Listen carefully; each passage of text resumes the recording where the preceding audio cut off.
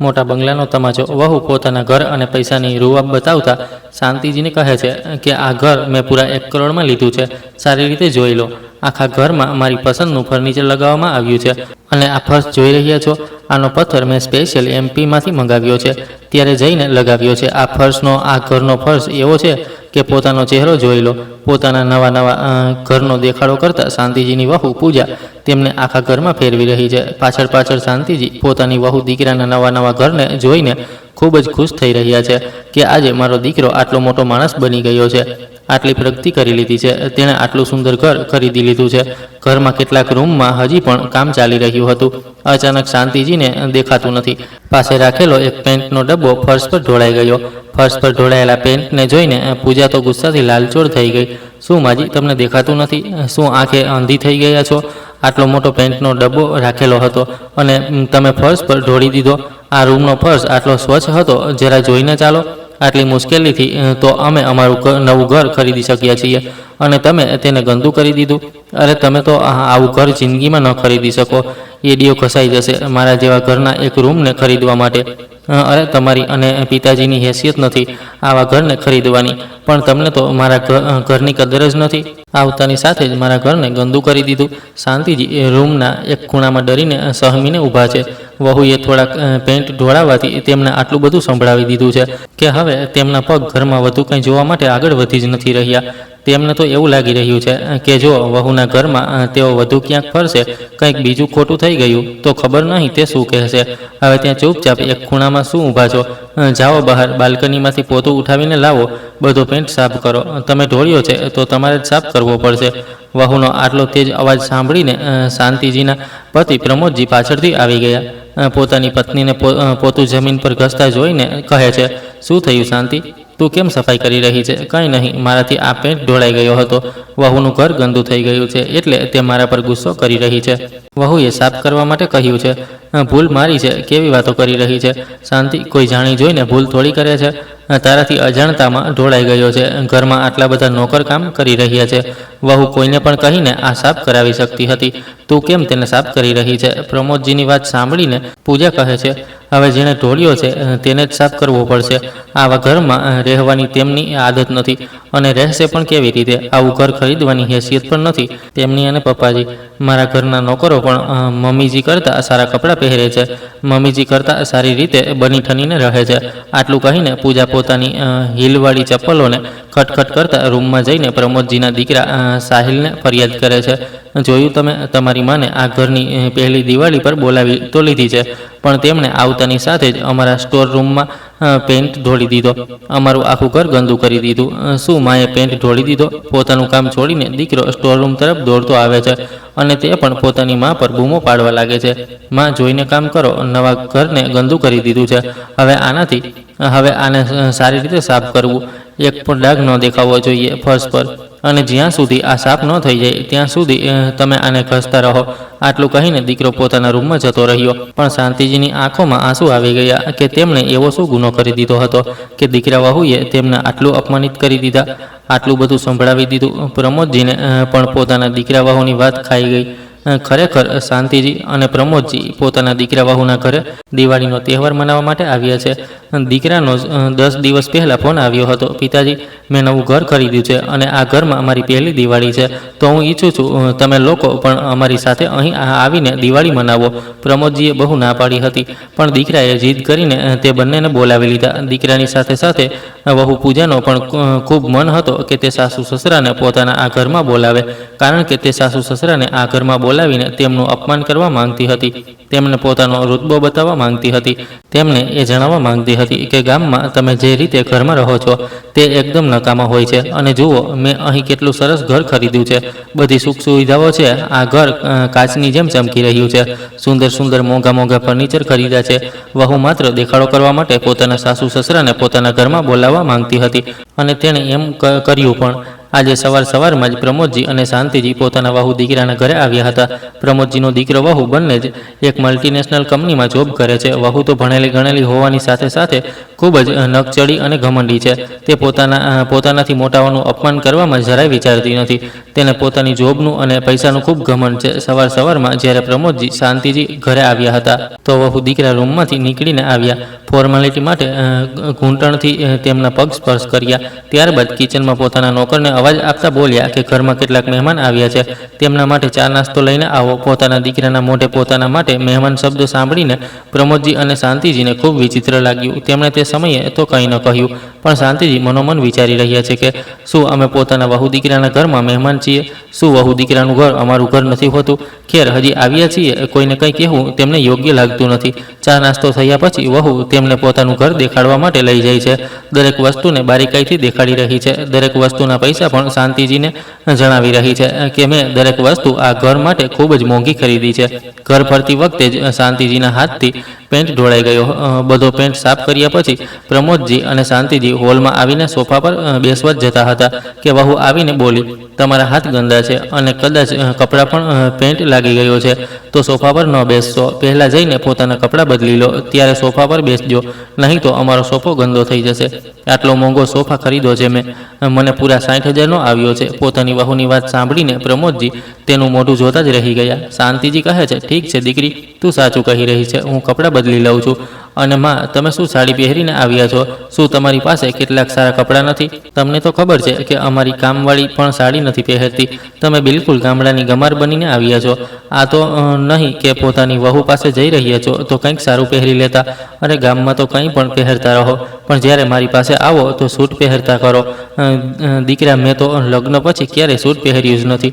જ્યારે સાસરે આવી છું ત્યારથી સાડી જ પહેરી રહી છું અને હવે તો સાડી પહેરવાની આદત છે. મારી પાસે તો સૂટ છે પણ નહીં. અંદર રૂમમાંથી દીકરો પણ નીકળીને આવે છે અને કહે છે, સારું, તમારી પાસે સૂટ નથી, કોઈ વાંધો નહીં. પૂજા, તમે જે નોકરાણીઓને દિવાળીની પૂજા પછી સૂટ આપવાના હતા તેમાંથી 2 સૂટ માને આપી દો. પોતાના માટે સિલાઈ કરાવી લેશે અને જ્યાં સુધી અમારી પાસે રહેશે ત્યાં સુધી સૂટ જ પહેરશે. અમે તેમને સાડી નહીં પહેરવા દઈએ. તે સાડી પહેરશે તો અમને તો કોઈને જણાવવામાં પણ શરમ આવે છે કે આ અમારી માં છે. બિલકુલ નોકરાણીની જેમ લાગે છે સાડીમાં. હવે તો પ્રમોદજીની સહન શક્તિની હદ થઈ રહી હતી. પ્રમોદજી ગુસ્સે થતાં પોતાના દીકરાને કહે છે, દીકરા, તારી માએ હંમેશાથી સાડી પહેરી છે અને તે સાડી જ પહેરશે. જો તને સાડી પહેરવાથી સમસ્યા હતી તો તું જણાવી દેતો, અમે માને લઈને આવતા જ નહીં. અમારે આવવાની જરૂર જ નહોતી. શું અમારું અપમાન કરવા માટે અમને અહીં બોલાવ્યા છે? પોતાના પિતાની વાત સાંભળીને દીકરો થોડોક સખત થઈ જાય છે. કહે છે, ઠીક છે માં, જે પહેરવું હોય પહેરી લો, પણ વહુને જેટલું પોતાના સાસુ સસરાનું અપમાન કરવું હતું અને પોતાના પતિ પાસે કરાવવું હતું તેટલું તો તેણે કરાવી જ લીધું. ખબર નહીં કેમ પૂજા શરૂઆતથી જ પોતાના સાસુ સસરાથી ખૂબ જ ચીડાયેલી હતી અને હંમેશાથી તેને પોતાના ભણતર અને નોકરીનું ખૂબ ઘમંડ હતું. શાંતિજી કહે છે, દીકરા, મારો રૂમ કયો છે? મારે કયા રૂમમાં પોતાનો સામાન રાખવાનો છે? મારા બેગ તો હજી પણ હોલમાં જ રાખેલા છે. હા માજી, જે રૂમમાં તમે પેન્ટ ઢોળ્યો હતો ને તે સ્ટોર રૂમ છે. તમે પોતાનો સામાન તેમાં રાખી લો. શું દીકરા, અમે સ્ટોર રૂમમાં રહીશું? તારું આટલું મોટું ઘર છે, આખા ઘરમાં 5 રૂમ છે અને અમને સ્ટોર રૂમ રહેવા માટે આપી રહ્યો છે. તે શું છે પપ્પાજી કે હજી ઘર નવું બન્યું છે, ચારે તરફ સામાન ફેલાયેલો છે, કોઈ પણ રૂમ યોગ્ય રીતે ખાલી નથી અને 2 રૂમ ખાલી છે. તો હજી અમારા મામાના ઘરના બધા લોકો આવવાના છે, ઘણા મહેમાન આવશે, તેમના માટે ખાલી રાખ્યો છે. તમે લોકો તો અમારા ઘરના છો તો તમને લોકોને તો ક્યાંય પણ રાખી લઈશું. શાંતિજી પોતાના પતિનો હાથ પકડીને એક હાથે બેગ ઉઠાવે છે અને કહે છે, ચાલો આપણે ચાલીએ. સારું જ તો છે, તે રૂમમાં શું ખરાબી છે? તેમાં આખું પાકું છે, નીચે આટલો સારો ફર્શ છે. રૂમમાં પહોંચીને પ્રમોદજી શાંતિજીને કહે છે, અમને લાગે છે અમે અહીં આવીને ભૂલ કરી છે, અમારે આવવું જ નહોતું જોઈતું. વહુ તો વહુ, દીકરો પણ અમારી બેઇજ્જતી કરવાથી પાછળ નથી હટી રહ્યો. અરે જેના કારણે દીકરો આટલો આગળ વધ્યો છે, અમે તેને આટલું ભણાવી ગણાવીને પાળી પોસીને મોટો કર્યો છે, તેને આ બધું દેખાતું નથી? એવું લાગે છે જેમ જન્મ લેતા જ તેને બધું મેળવી લીધું હોય. તેને પાળવામાં અમે શું નથી કર્યું, અમારી કોઈ મહેનત જ ન લાગી હોય. કેવી રીતે હું ગામમાં ઉધાર લઈને તેના ભણતર માટે પૈસા આપતો હતો. મારો દીકરો આ બધું ભૂલી ગયો. આજે તેની પાસે પૈસા આવી ગયા છે તો પૈસાની આ ચકાચોંધમાં એટલો ખોવાઈ ગયો કે પોતાના મા બાપનું જ અપમાન કરવાથી પાછળ નથી હટી રહ્યો. પોતાના પતિને ગુસ્સામાં જોઈને શાંતિજી કહે છે, હવે તમે શાંત રહો, અમે લોકો 4 દિવસ માટે આવ્યા છીએ, ત્યારબાદ પાછા જતા રહીશું. કેમ આટલા પરેશાન થઈ રહ્યા છો? નહીં શાંતિ, હું પરેશાન નથી થઈ રહ્યો. હું માત્ર એટલું કહી રહ્યો છું કે વહુ દીકરો પોતાના પૈસાનો અમને કેટલો દેખાડો કરી રહ્યા છે. શું અમારી પાસે પૈસા નથી? તે અમને એવા પૈસા દેખાડી રહ્યા છે જેમ અમે ભિખારી હોઈએ. અમારી પાસે કંઈ ન હોય. અરે, અમે પણ પોતાના ગામના જમીનદાર છીએ. અમારી પાસે પણ બધું છે અને હું ઇન્ટરમીડિયેટ સ્કૂલમાં શિક્ષક રહ્યો છું. મને પણ પેન્શન મળે છે. કંઈ એમ ગરીબીમાં જીવન નથી વિતાવ્યું. અમે પણ પોતાના ગામમાં આરામથી રહીએ છીએ. અમારા પણ સરસ ઠાઠ છે. પણ વહુને તો એવું લાગે છે કે તેણે ઘર ખરીદી લીધું છે તો તેનાથી મોટું કોઈ નથી. આ દુનિયામાં અમને જ પોતાના પૈસાનો દેખાડો કરી રહ્યા છે. મને આ બધું બિલકુલ પણ સારું નથી લાગી રહ્યું. શાંતિ, જલ્દીથી દિવાળીનો તહેવાર નીકળે અને ત્યારબાદ પાછા આપણે ગામ જઈશું. ઠીક છે, આપણે જલ્દી જ ગામ જઈશું. વધારે દિવસ નહીં રોકાઈએ. મોટી મુશ્કેલીથી શાંતિજી પ્રમોદજી પોતાના દીકરા વહુના ઘરમાં 4 દિવસ પસાર કરે છે.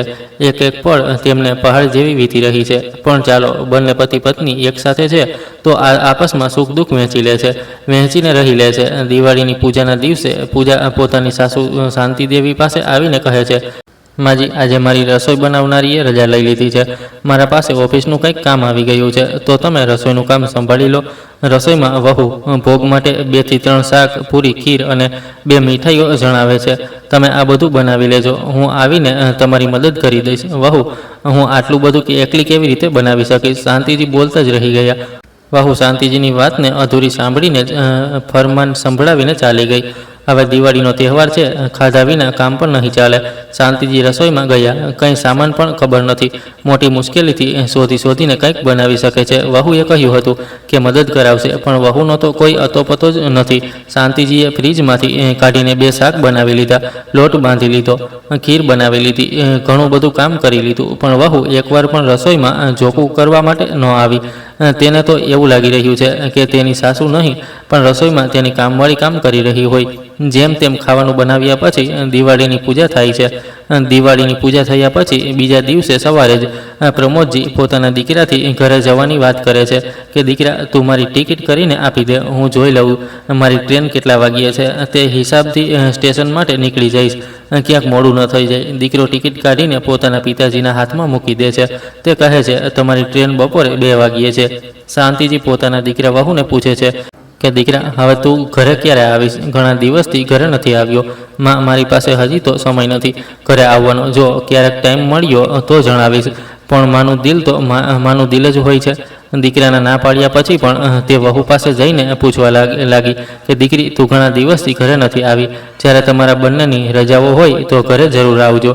પૂજા રૂઆબ બતાવતા કહે છે કે મારા મામાના ઘરે મારા ભાઈના લગ્ન ધારાસભ્યની દીકરી સાથે નક્કી થયા છે. તેના લગ્ન છે 6 મહિના પછી. તેના જ લગ્નમાં આવીશ. જો સમય મળ્યો તો વહુએ ઘરે આવવામાં પણ પોતાની વાતોથી મામાના ઘરનો દેખાડો કરી જ દીધો.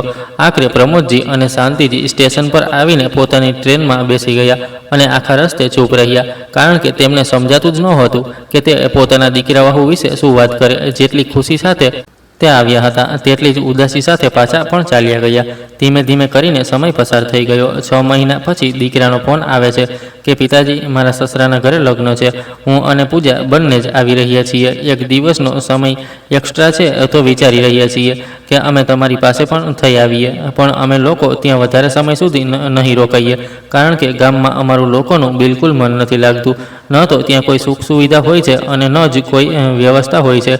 આટલા માટે માત્ર અમે 1 દિવસ માટે જ આવી રહ્યા છીએ. શાંતિદેવી પોતાના દીકરા વહુના આવવાની વાત સાંભળીને ખુશ થઈ ગયા કે ચાલો, આટલા વર્ષો પછી વહુ દીકરો ઘરે આવી રહ્યા છે. દીકરો વહુ લગ્ન એટેન્ડ કર્યા પછી પોતાના ઘરે આવે છે. પણ ઘરની બહાર ઊભા રહીને તે પોતાના પિતાજીને ફોન કરીને પૂછે છે, પિતાજી, અમારું ઘર ક્યાં છે? મને તો પોતાની ગલીમાં પોતાનું ઘર દેખાઈ જ નથી રહ્યું. પોતાનું જે 2 કાચા અને 2 પાકા રૂમનું ઘર બનાવેલું હતું તે ક્યાં નજર જ નથી આવી રહ્યું. તેની જગ્યાએ તો એક ખૂબ મોટો બંગલો બન્યો છે અને તેમાં ખૂબ મોટો ગેટ લાગ્યો છે. તે ચમકતા ગેટને જોઈને વહુ અને દીકરાની આંખો ફાટી રહી ગઈ. જ્યારે તેમણે તે ગેટની ઉપર શાંતિદેવી અને પ્રમોદ કુમારના નામની નેમપ્લેટ જોઈ, તે નજીક જઈને તે નેમપ્લેટને જુએ છે તો નામ તો તેના માતા પિતાનું જ છે. ત્યારે દરવાજાની અંદરથી પ્રમોદજી નીકળે છે. કહે છે, આવી જાઓ દીકરા, આ પોતાનું જ ઘર છે. આ ઘર મેં હજી છેલ્લા 6 મહિનામાં જ બનાવ્યું છે.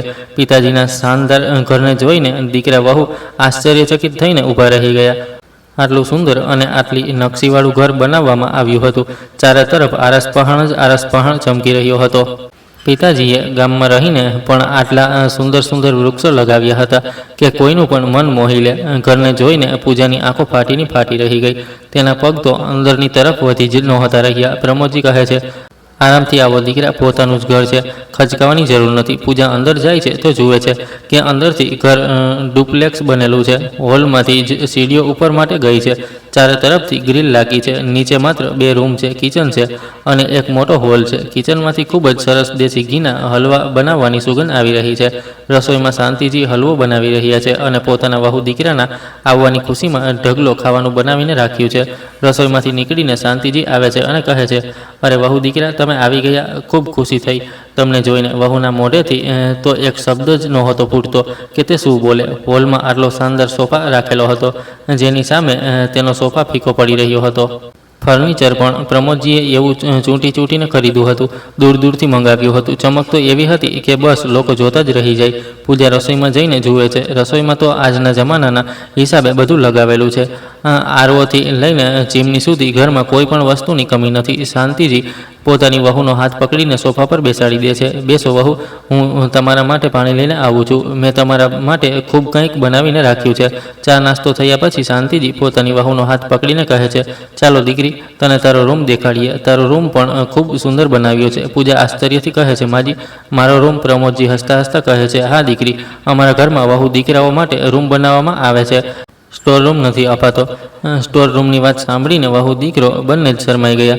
આખરે દીકરાથી રહેવાયું નહીં અને તે પોતાના પિતાજીને પૂછી જ બેઠો, પિતાજી, તમે આટલું સુંદર ઘર ક્યારે બનાવ્યું અને કેવી રીતે બનાવ્યું? આટલા બધા પૈસા તમારી પાસે ક્યાંથી આવ્યા? પ્રમોદજી હસતા હસતા કહે છે, કેમ દીકરા, તને શું લાગતું હતું કે ઘર માત્ર તું જ બનાવી શકે છે? અમે નથી બનાવી શકતા? તું કદાચ ભૂલી ગયો છે, અમે પોતાના ગામના જમીનદાર છીએ. અમારી પાસે 100 વીઘા જમીન છે. મારું પેન્શન પણ આવે છે.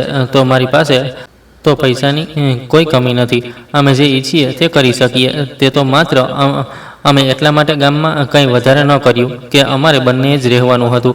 તો કેમ ગામમાં વધારે પૈસા રોકવા? પણ જ્યારથી તમારા ઘરથી આવ્યા છીએ ત્યારથી અમને એવું લાગ્યું કે અમારે પોતાના પૈસા પોતાના ઉપર પણ ખર્ચ કરવા જોઈએ. નહીં તો લોકોને એવું લાગે છે કે અમે ભિખારી છીએ, અમારી પાસે કંઈ નથી. અરે, અમારી પાસે જે 100 વીઘા જમીન હતી તેમાંથી મેં 15 વીઘા જમીન વેચીને આ આલિશાન બંગલો બનાવી લીધો. બધું ફર્નિચર ખરીદી લીધું. જે વસ્તુ શહેરોમાં નથી હોતી તે મેં પોતાના ઘરમાં કરાવી છે. ત્યારે દરવાજા પર કોઈના આવવાનો અણસાર સંભળાય છે. પ્રમોદજી કહે છે, શાંતિ, દરવાજો ખોલીને આવ. તે સાફ સફાઈ કરવાવાળો આવ્યો હશે. પપ્પા ગામમાં સાફ સફાઈ કરવાવાળો મળવા લાગ્યો? હા દીકરા, સ્કૂલના માળીનો દીકરો છે. તેની આર્થિક હાલત એટલી સારી નથી, એટલા માટે મેં તેને પોતાના ઘરમાં બાગકામ અને સાફ સફાઈનું કામ આપી દીધું છે અને તેના બદલામાં અમે તેને પૈસા આપીએ છીએ. સાથે જ તેના બાળકોના ભણતરનો ખર્ચ પણ ઉઠાવીએ છીએ. પોતાની નોકરી અને પૈસા પર ઘમંડ કરનારી પૂજા આજે માથું નમાવીને ચૂપચાપ બેઠી છે. તેના મોઢેથી એક પણ શબ્દ નથી ફૂટી રહ્યો. સોફા પર બેઠેલા પ્રમોદજી પોતાના દીકરા વહુના લટકેલા ચહેરાને જોઈને ધીમું ધીમું હસી રહ્યા છે અને ખુદની પીઠ પર શાબાશી આપતા કહી રહ્યા છે કે આજે તે વહુ દીકરાને તેવો અણદેખ્યો તમાચો માર્યો છે જેને તે આખી જિંદગી યાદ રાખશે. આજે તેના દીકરા વહુની એવી હાલત છે કે તે પોતાનું મોઢું છુપાવતા ફરી રહ્યા છે. તેમના મોઢેથી એક શબ્દ પણ નથી ફૂટી રહ્યો. વહુને તો વારંવાર તે વાત યાદ આવી રહી છે જ્યારે તેણે પોતાના સાસુ સસરાને સ્ટોરરૂમ રહેવા માટે આપ્યો હતો. પોતાના ઘરમાં બોલાવીને કેટલીક બેઇજ્જતી કરી હતી. અહીં સુધી કે પોતાની સાસુમાને નોકરાણી સુધી કહી દીધું હતું. તે પોતાના સાસુમાના પગમાં પડીને રડવા લાગે છે અને માફી માંગે છે, માજી, મને માફ કરી દો. મારાથી ખૂબ મોટી ભૂલ થઈ ગઈ છે. હું ખૂબ જ નાદાન છું, જે દરેક વસ્તુને પૈસાથી આંકતી આવી છું. પણ હવે હું આવું નહીં કરું. મને માફ કરી દો. પિતાજી, તમે પણ મને માફ કરી દો. પ્રમોદજી હસતા હસતા કહે છે, દીકરી, ક્યારેય પણ પોતાના પૈસાનું ઘમંડ ન કરવું જોઈએ. અને કોઈના પહેરવેશથી તેની હેસિયતની ખબર નથી પડતી તો તેના પહેરવેશથી તેને ઓછો કે વધારે સમજવો સમજદારીની વાત નથી હોતી. વહુ દીકરાને પોતાની ભૂલનો અહેસાસ થઈ જાય છે. દીકરો વહુ ખાવાનું ખાધા પછી પોતાના રૂમમાં ચાલ્યા ગયા. સાસુ સસરાના બનાવેલા સુંદર રૂમમાં સૂવા માટે ચાલ્યા ગયા. વહુ દીકરાના ગયા પછી શાંતિજી કહે છે, આજે વહુ દીકરા ઘરમાં આવ્યા છે તો ઘર જેવું લાગી રહ્યું છે. પ્રમોદજી કહે છે, ભાગ્યવાન લાગે છે. વહુ દીકરાને પોતાની ભૂલનો અહેસાસ થઈ ગયો છે. તેમણે પોતાના ઘરે બોલાવીને જે અપમાન કર્યું હતું, આજે અમે તેમને પોતાના ઘરે બોલાવીને સન્માન સાથે એવો તમાચો માર્યો છે જેને તે જિંદગીભર નહીં ભૂલી શકે. મને પોતાના પૈસાની રૂઅબ બતાવી રહ્યા હતા. તેમને શું લાગતું હતું? અમારી પાસે પૈસા નથી? પોતાના ઘરમાં બોલાવીને અમારું જે અપમાન કર્યું હતું, આજે અમે તેમનું સન્માન કરીને તેમને ઘૂંટણીએ લાવી દીધા છે. તો દોસ્તો, તમને આ વાર્તા કેવી લાગી? જો પસંદ આવી હોય તો કોમેન્ટ કરીને જરૂર જણાવજો અને પ્લીઝ ચેનલને લાઇક અને સબસ્ક્રાઈબ જરૂર કરી દેજો. ધન્યવાદ.